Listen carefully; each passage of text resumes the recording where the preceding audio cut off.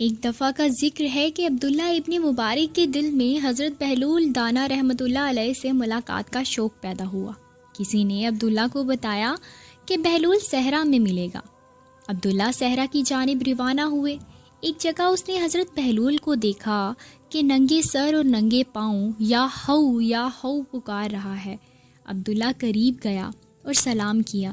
بہلول دانا نے سلام کا جواب دیا تو عبداللہ ابن مبارک بولا، یا شیخ، مجھے کچھ نصیحت کیجیے، مجھے بتائیں کہ زندگی کو گناہوں سے کس طرح پاک کروں اور اپنے سرکش نفس سے کس طرح بازی لے جاؤں اور کیوں کر راہ نجات حاصل کروں۔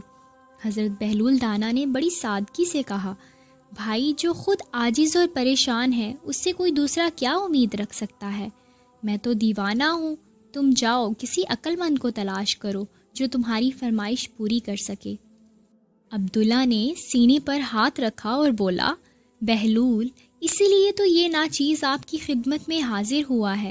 سچی بات کہنے کی جرت تو صرف دیوانے ہی رکھ سکتے ہیں۔ حضرت بہلول نے اس کی بات کا کوئی جواب نہیں دیا اور خاموش ہو گئے۔ عبداللہ ابن مبارک منت اور خوشامد کرنے لگا۔ جب اس نے بہت مجبور کیا تو حضرت بہلول دانا بولے، عبداللہ، میری 4 شرطیں ہیں، اگر تم قبول کر لو تو میں تمہیں راہ نجات دکھا دوں گا۔ عبداللہ نے بے صبری سے کہا، 4 کیا؟ میں آپ کی 4000 شرطیں ماننے کو تیار ہوں کہ راہ نجات تو اس میں بھی سستی ہے۔ بہلول دانا بولے، تو پھر سن، میری پہلی شرط یہ ہے کہ جب تو کوئی گناہ کرے یا خدا کے حکم کی نافرمانی کرے تو اس کا رزق بھی مت کھا۔ عبداللہ گھبرایا اور بولا، بہلول، یہ کس طرح ممکن ہے کہ کوئی خدا کا رزق نہ کھائے؟ حضرت بہلول دانا بولے، تو پھر عقل مند آدمی خدا کی بندگی کا دعویٰ بھی نہ کرے۔ یہ کہاں کا انصاف ہے کہ جس کا کھاؤ اسی کا نمک حرامی کرو۔ عبداللہ ابن مبارک نے اعتراف کیا، بے شک آپ سچ فرماتے ہیں، اب آپ اپنی دوسری شرط بیان کریں۔ حضرت بہلول دانا نے کہا، دوسری شرط یہ ہے کہ جب تو کوئی گناہ کرنا چاہے تو خدا کی زمین سے نکل جا، یہ دنیا تو خدا کی تخلیق کی ہوئی ہے۔ عبداللہ ابن مبارک چلایا اور بولا، اف خدایا، یہ شرط تو بالکل بھی ناقابل عمل ہے، زمین کے سوا بندہ کہاں رہ سکتا ہے؟ حضرت بہلول دانا بولے، عبداللہ، اتنا پریشان کیوں ہو رہا ہے؟ کیا تجھ میں ذرا برابر بھی انصاف نہیں ہے؟ کیا تیرے خیال میں یہ صحیح ہے کہ بندہ جس کے ملک میں رہے، جس کا رزق کھائے اور جس کی بندگی کا دعویٰ کرے اور اس کی ہی نافرمانی کرے؟ عبداللہ ابن مبارک نادم ہوا اور بولا، بہلول، بے شک آپ نے درست فرمایا، اب تیسری شرط بھی بیان کر دیں۔ حضرت بہلول دانا بولے، بھائی، تیسری شرط یہ ہے کہ جب تو کوئی گناہ کرنے کا ارادہ کرے یا خدا کی نافرمانی کرنا چاہے تو کسی ایسی جگہ جا کر جہاں خدا تجھے نہ دیکھ سکے اور نہ ہی تیرے حال سے واقف ہو۔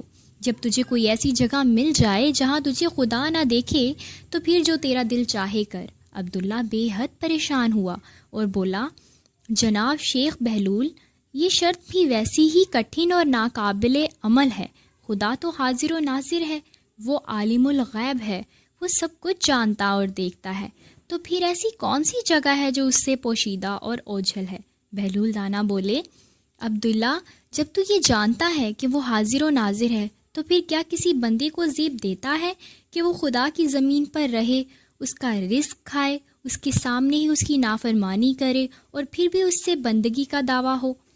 حالانکہ اللہ تعالیٰ قرآن میں خود فرماتا ہے، یہ خیال نہ کرو کہ اللہ اس عمل سے غافل ہے جو ظلم کرتے ہیں۔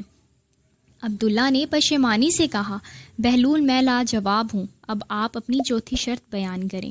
بہلول دانا کہنے لگے، میری چوتھی شرط یہ ہے کہ جس وقت ملک الموت پاس آئے تاکہ خدا کے عمل کو پورا کرے اور تیری روح قبض کر لے، تو اس گھڑی ملک الموت سے کہنا، اے ملک الموت، ذرا تو ٹھہرو، میں اپنے عزیزوں سے رخصت ہو لوں اور وہ توشہ اپنے ساتھ لے لوں جو آخرت میں میری نجات کا سبب ہو، پھر تو میری روح قبض کر لینا۔ تو عبداللہ مبارک کہنے لگے، ملک الموت کب کسی کو مہلت دیتا ہے شیخ بہلول؟ یہ آپ نے کیسی کڑی شرط لگا دی ہے؟ بہلول دانا بولے، اے دانشمند، اس دیوانے کی بات سن، جب تو یہ جانتا ہے کہ موت کو کسی کو فرار نہیں دیتا ملک الموت کسی کو مہلت نہیں دیتا، گناہوں کے بیچ میں کسی وقت بھی ملک الموت سامنے آ کھڑا ہوتا ہے، پھر ایک سانس کی بھی مہلت نہیں ملتی۔ جیسا کہ خداوند عالم نے فرمایا، جس وقت موت آئے گی تو نہ گھڑی بھر کی دیر ہوگی اور نہ جلدی۔ تو اے عبداللہ ابن مبارک، تو کب غفلت سے ہوشیار ہوگا؟ دیکھ، غفلت سے دور رہ اور آخرت کی فکر کر۔ لمبا سفر سامنے ہے اور عمر بھر مختصر ہے۔ جو کام عمل خیر آج ہو سکتا ہے وہ آج ہی کر لو، کیا خبر تو کل کو دیکھ نہ سکے۔ جو وقت ہاتھ میں ہے وہی غنیمت ہے۔ اعمال خیر کی صورت میں آج ہی آخرت کو توشہ اپنے ہمراہ لے لے، ایسا نہ ہو کہ کل پچھتاتا پڑے۔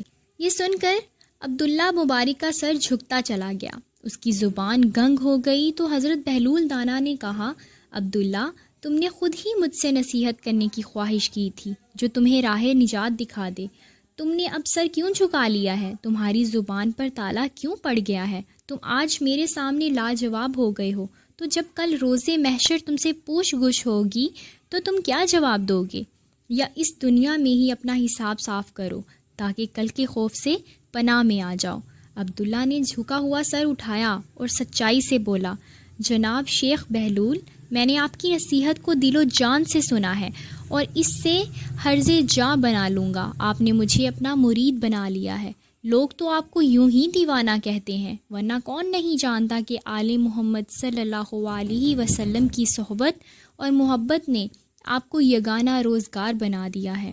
آپ پاگل نہیں ہیں، آل محمد صلی اللہ علیہ وسلم کے دیوانے ہیں۔